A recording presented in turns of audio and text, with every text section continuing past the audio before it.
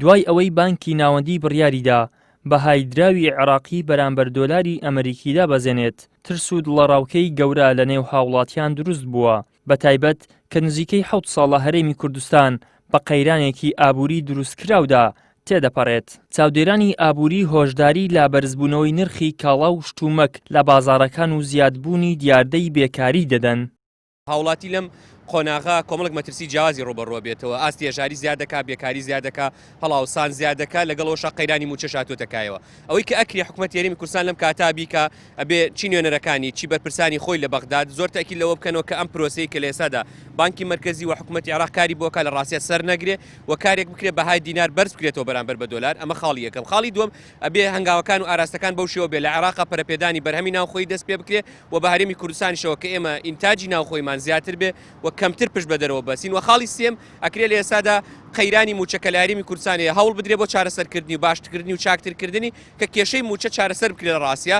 و خاڵی چوارەم و تاکیدکردنەوەی ئەبێت چاودێری لەسەر بازاڕەکانی هەرێمی کوردستان و عێراق زیاد بکرێت، چونکە لە ئێستاژە لەگەڵەوەی کە حکوومەت بەرپرسانی عێراق بەرپرسانی هەرێمی کوردستان هاوڵاتیانی هەرێمی کوردستان و عێراق چەوسێنەوە جۆرێک لە زوڵمیان لێەکەن، بە هەمان شێوەش بەداخەوە کۆمەڵک بازرگان کۆمەڵک فرۆشیاری چاوچنۆکیشەیە لە بازاڕەکە ئەوێ جارێکی دیکەم بارودۆخە بقۆزێتەوە هاوڵاتی لەو قۆناغا زەرەری بەربکەوێت. شارەزانی بواری ئابووری دووپاتی دەکەنەوە، دەبێت حکوومەتی هەرێم میکانیزمی بەپەلا بۆ چاودێری بازاڕەکان و کۆنتڕۆڵکردنی نرخ بگرنەبەر بە پێچەوانەوە. ڕەنگە هاوڵاتیان دیسان ببنە قوربانی بەشێک لە بازرگانان و مامەڵەکارانی ناوبازاڕەکان. ئەمە وڵاتێکی سافی هاوردەکارین، یانی زۆر بێشتەکانمان لە دەرەوە لە دێت لە بەرۆشتە ئاساییە کە نرخی کاڵاکان هەمووی بەرز دەبێتەوە. ڕەنگە هەندە خزمەت گوزاری ناوەخۆوە بێتن کە پێیوەست نینە بە دۆلار، بەڵام ڕەنگەوانش استقلالی دەرفەتەکە بکەنەوەش نرخی بەرز بکەنەوە.